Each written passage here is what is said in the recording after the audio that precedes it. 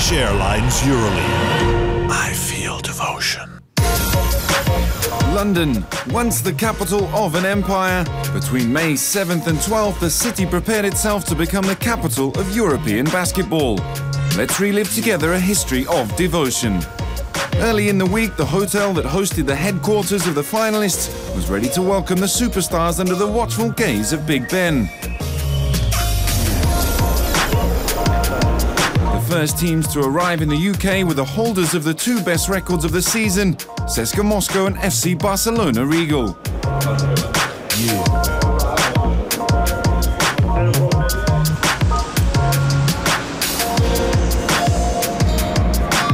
The arrivals were completed on Wednesday night. Some impatient Greek fans were keen to greet the arrival of the bus of the reigning champions Olympiacos Piraeus. And finally, it was the turn of Real Madrid.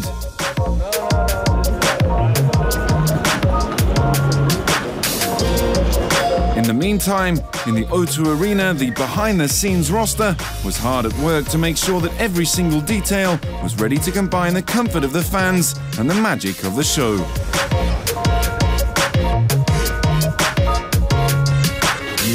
At the hotel, the Euroleague TV crew were capturing the first interviews with players and coaches. There were hopes, fears, doubts and certainties.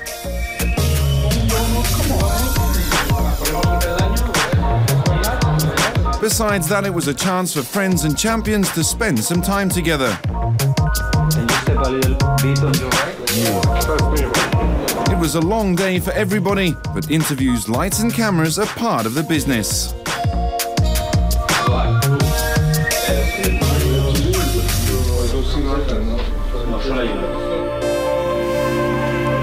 Wednesday, May 8th was also a special day for CSKA Moscow. Theo Papaloukas and Sasha Kaun celebrated their birthdays, turning 36 and 28 respectively. To celebrate them, CSKA organized a party just before the battle on the courts to put everyone in a good mood.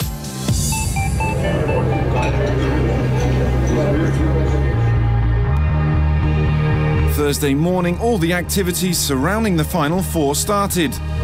Euroleague stars from all the four teams went to the Scoop at Moore, London, to be one-team ambassadors on the banks of the River Thames together with young Special Olympics athletes. Basketball, and I think sports, is one common language that everybody can understand. For us, that's the biggest thing, that we can kind of use what we know best, which is basketball, to provide social lessons and also help bring a better day and help make these kids smile. Help us to help the kids feel them much better during the regular life. It's not about basketball. We just show them how we can show them the way through the basketball. For the kids, it's very important when you're here and see their passion for basketball and teach them some things you know. You realise that it's something marvellous, different. Unfortunately, we don't do these things as often as we would like, but let's hope that there are more occasions. A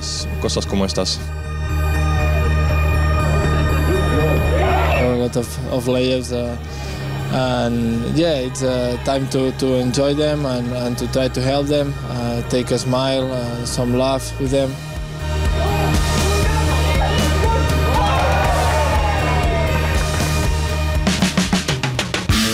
In the meantime, other representatives of the teams were downtown for the trophy tour.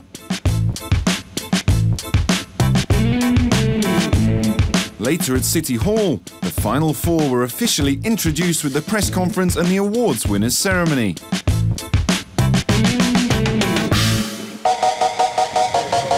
Arriving at the O2 Arena, the four teams headed into training for the semi-finals. CSKA Moscow and Olympiacos Piraeus were the first teams to get on the floor, and it seemed as if they couldn't wait to square off against each other. We beat Real Madrid at home, we beat FSO, we beat strong teams, especially on the road against Panathinaikos. Now, before this tournament, we won the Russian championship. We beat Khimki, let's say, which is like a Euroleague team, so we come here with big confidence. We had some ups and downs, and we've won some tough games, and we're fortunate to be here, and then tomorrow's going to be a tough game against a team that we beat last year, so we know they're going to have some extra initiative in trying to beat us, and it should be a lot of fun. FC Barcelona Regal made their way to the Greenwich Peninsula by underground, mixing sightseeing with work before the Clásico. And it was great. It was great kind of to see the people's reactions when they saw, like, 12 2-meter guys come walking into the little train. So it was a lot of fun. I'm really excited about when we go back on the train at 10 or 11 p.m. It could be a little different situation. I'm excited about it. Tomorrow is maybe the most important day of the season. We play against Madrid. I play against my friend Nicola, and it's something special, no? Lots of pressure on Real Madrid too, as the legendary Joao Laucas said this was going to be a terrible matchup, just like he experienced in 1996. I think it doesn't matter where these two teams play. They could play in a dungeon somewhere where it doesn't, a small gym with 10,000 with 10 people or 10,000 people. It doesn't matter. This is always a rival game, and it's always the most difficult game that you could play and play in Spanish. It's Olympiacos, Panathinaikos, Barcelona, Madrid. It's just the difficult games to play in, but they're always great when you win, and they're terrible when you lose. Esperemos que mañana esa rivalidad. Hopefully this rivalry will help us find the right concentration and motivation to play a good game tomorrow. Para poder hacer un buen partido.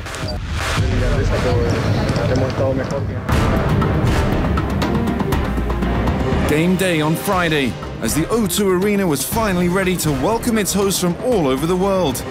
Thousands of fans that travelled like their beloved teams to get there.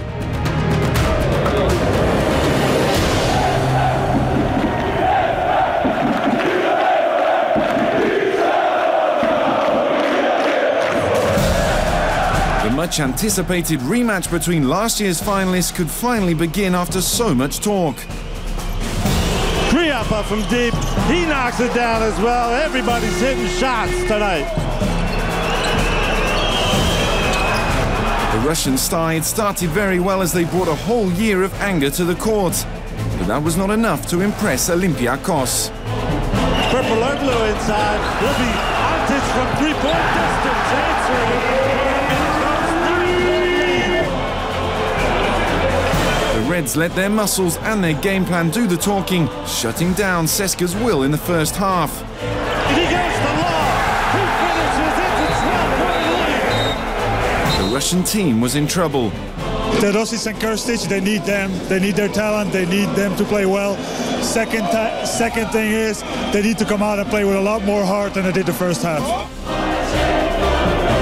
After the break, Olympiacos made it clear that there wasn't going to be any revenge from CSKA. Papanikolaou from deep, he knocks it down, make it 28-45 for Olympiacos.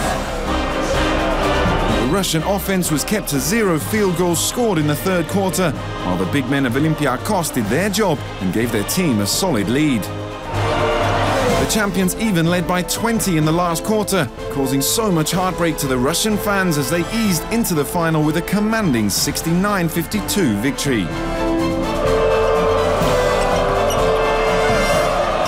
Spanoulis to the rim, finishing touches by the MVP of the Euroleague this season, Vasilis Spanoulis. If we play 40 minutes defense, nobody can win us. We did that today, and I'm very happy for the defense. For the scoring, we don't care. This team doesn't care who scores points. It was difficult for me to create my shots because all the defense of CSKA was trying to cut my penetration and this. I tried to make some shots. It was not in, and after I tried to pass the ball to my teammates, we were on a great day defensively. Everybody, all my teammates, make also a great job offensively, and we have to congratulate everybody for this great win. It was a great job by our whole entire team. It was an amazing team effort. I mean, we wanted to be very physical with them and put pressure on them and just be tough. The coaches laid out a great game plan, and everybody that came on the floor executed it really well. Our concentration was about defense. This is what we want to do, and this is what we was working all these days. And I think we did a great job on the court. Also, Stratos here that he's teasing me.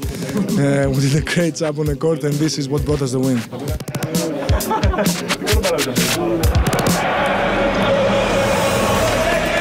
FC Barcelona, Regal and Real Madrid had no time for scouting as they were preparing to play. Ante Tomic was particularly keen to shine and show his former team his true value. He scored 14 points in a brilliant first half. Spins, hook shot, puts it down. He's doing it all season, and he's got Barcelona already ahead by 7. Yuri launching from 3. He knocks it down. He's got Madrid within 1. Both teams went toe-to-toe as expected, with a shootout contest in the second quarter.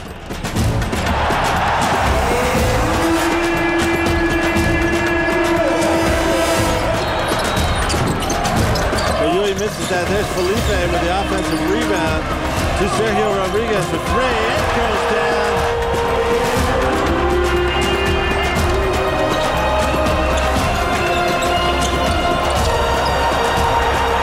Real Madrid found their rhythm with a 28-point second quarter, a big concern for Barca.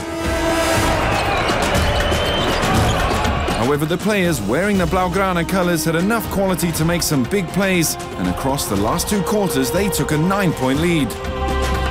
Ingles out top for Barcelona. Still has it, dribbling, step back, 3-pointer, Joe Ingles, nothing but net! Then, when everybody expected Barca to win, Real Madrid came back stronger.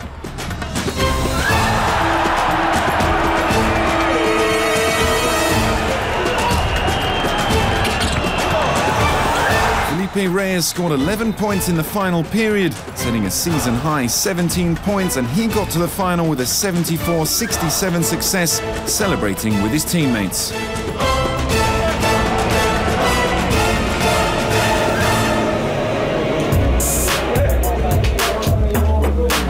This is the most satisfying 2-point game I've ever had. So, I'm very excited. Very excited for what we're able to do. Ultimately, when you get here, basketball is a team sport, and one day it's your turn to score ball, other days it's your turn to do something else. So, I'm very happy with what we did as a team. We went to the Final Four in Barcelona and we lost in the semi-final. That was a painful defeat and we didn't want to feel that kind of pain again. I think the team fought very well. We didn't play our best match, but we were very focused. We played very well in defense and also in offense. We changed the mind, we changed the defense. I think we stay more aggressive. We playing to be more aggressive in zone against Juan Carlos matchup. I think Sergio he worked very good in defense, and this opportunity to be aggressive and play with select the best shot in the offensive.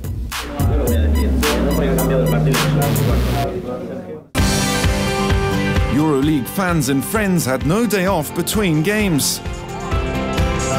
There were plenty of basketball enthusiasts at the fan zone in Trafalgar Square that became a centre of attraction and entertainment under the label Euroleague Basketball. At the O2 Arena, the finalists were already thinking about the championship game as the coaches and captains held the official press conference to unveil their thoughts before the main event. Just a few steps away from there, in the London Soccer Dome, the Nike International Junior Tournament teams were showcasing some new bright talents with great basketball masters in attendance. Illustrious coaches Dimitris Itoudis and Simone Pianigiani were doing what they know best. But this time their players were actually the journalists that normally spend their time picking apart their work.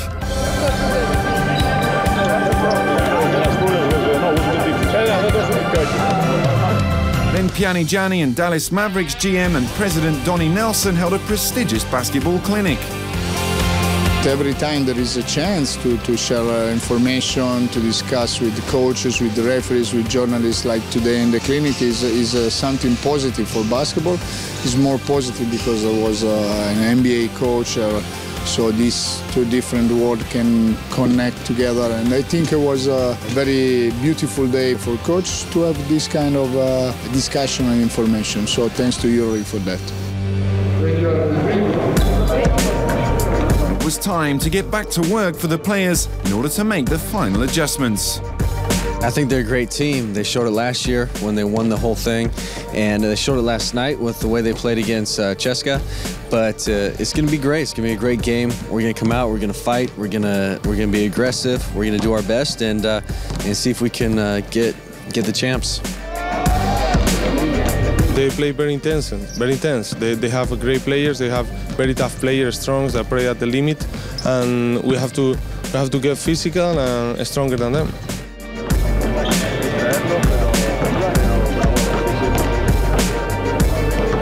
When in games like this, you don't want to allow them to get confident and be comfortable, and just because a team like this that plays with a rhythm type of game where they want to dictate the tempo, you want to kind of get them off beat, be physical, slow the game down a little bit, pick and choose when you run, when not to run.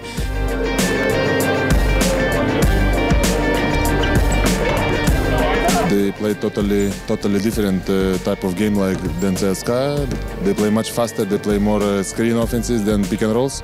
So if you defend good, and don't let him shoot, get confidence in the beginning of the game, and play good defense, everything's going to be okay.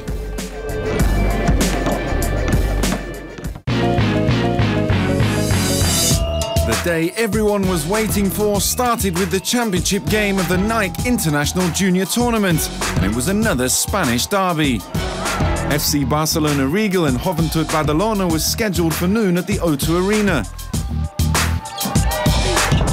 A great Euroleague basketball appetizer that ended in an 82-59 triumph for Badalona against their local rivals, led by 18 points and 9 rebounds from the tournament MVP, Alberto Albalde. From that moment on, the fans started to fill the magnificent venue for the 2 final games of the season. They came wearing the colours of their favourite teams from all over the continent, showing what tremendous support there is for the Euroleague. Once on the floor for the third-place playoff, CSKA Moscow and FC Barcelona Regal took it very seriously. Jasikevičius again, this time he knocks it down.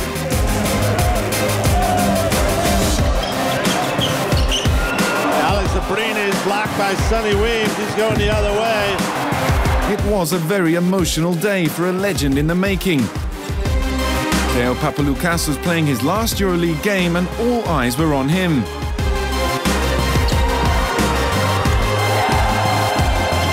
It was a great battle on the floor. Nobody wanted to leave London with 2 defeats.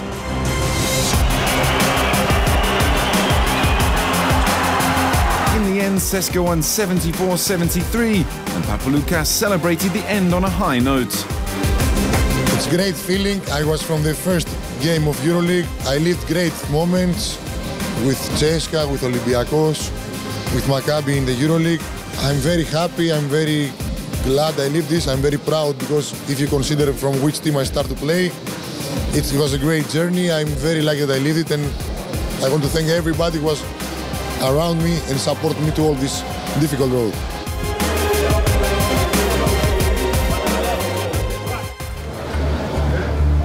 Meanwhile, the moment of the title game was getting closer.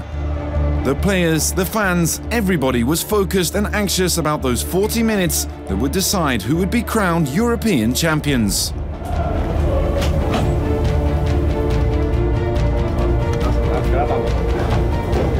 The intensity in the locker room was at its peak and the crowd was fired up.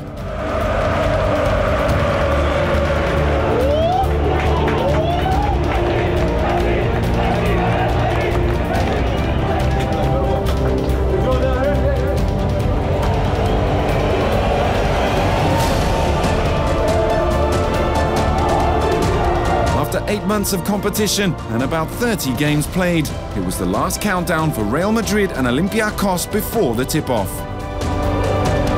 The champions had played the entire season with a target on their back. Papanikolaou driving, blocked by Begic. That's what he's in there for, and he took the first one away from Olympiacos. Yui on the run, back pass to Begic, and to Begic. Real Madrid ahead.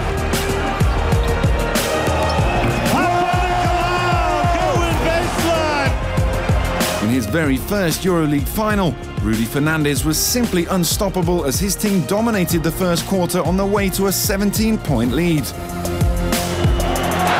comes up with it. More transition. Rudy down the lane. Rudy dropping it in. It's a run on the trophy. However, it was still anybody's game, and it proved to be a real thriller.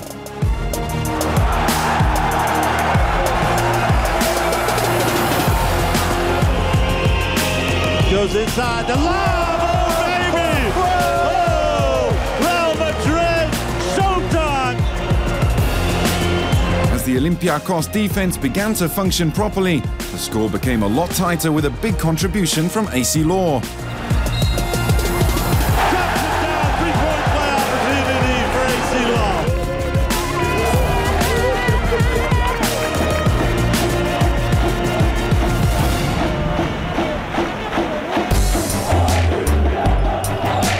Spanoulis was outplayed in the first half, but then he decided to show why he was voted the 2012-13 season MVP. He scored 3 times from behind the arc in 70 seconds. Spanoulis is in there and he takes another one. He hits another one! It was like a stunning uppercut to his opponents.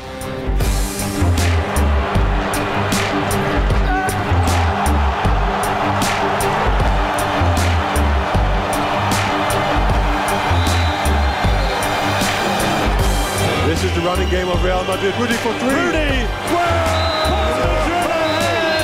Rudy Fernandez was not ready to give up. He really wanted to grab that trophy. Despite Real Madrid's efforts, Olympiacos wrote their name in the history books as the first Greek team to have won back-to-back Euroleague titles.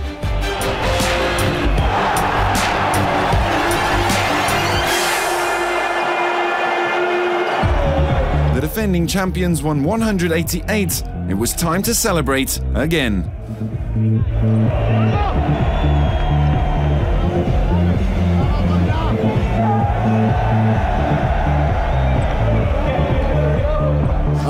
I hope that this team will never be separated, you know, that we will stay together like for our end, you know, until everybody stop playing basketball.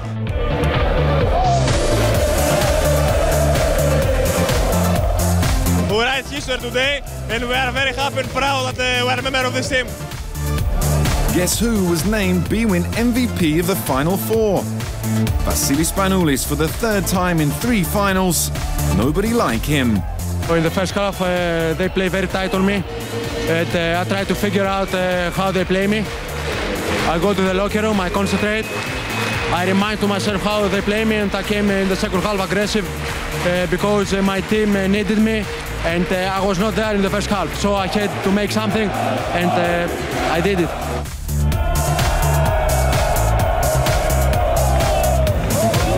Georgios Barzokas, the first Greek coach ever to win the Euroleague, savoured the sweet taste of the victory with his usual discreet attitude. Yeah, I just told them that we have to see defense by defense, offense by offense. The big difference was too early in the game. Real Madrid is a team that he can win difference like this, and he can lose easy difference like this. We had patience. Offensively, we were great. With 100 points in a final is unbelievable.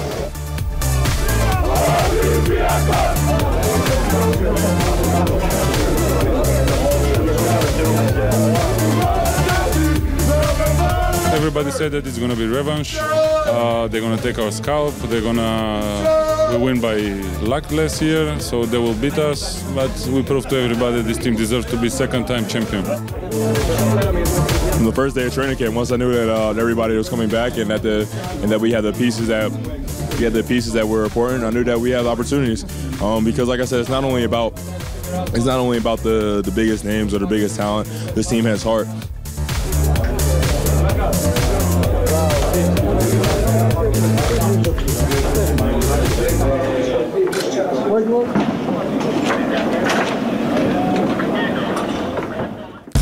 Now let's take a look at the top 5 plays of the Final Four.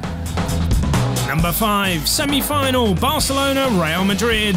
FC Barcelona Regal playmaker Marcelinho Huertas calls his own number and tosses up a deep 3-pointer on the full, putting the ball in off the glass.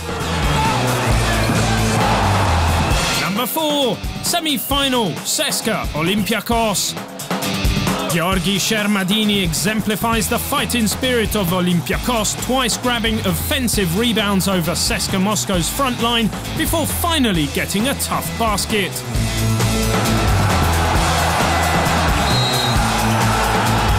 Number 3, title game. Real Madrid brings this high-fly act to the championship game. Marcus Slaughter slamming down an alley-oop after a Felipe Reyes tip pass.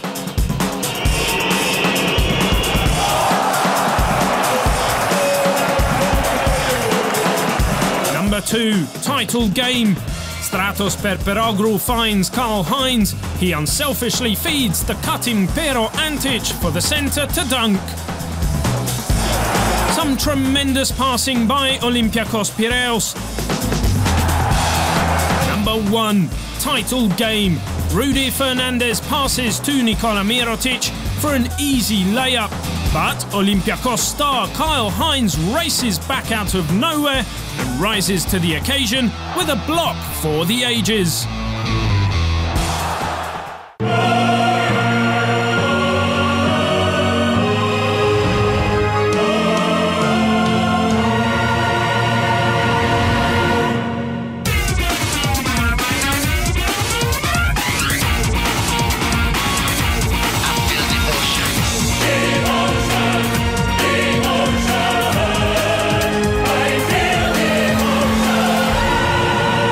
Turkish Airlines Euroleague.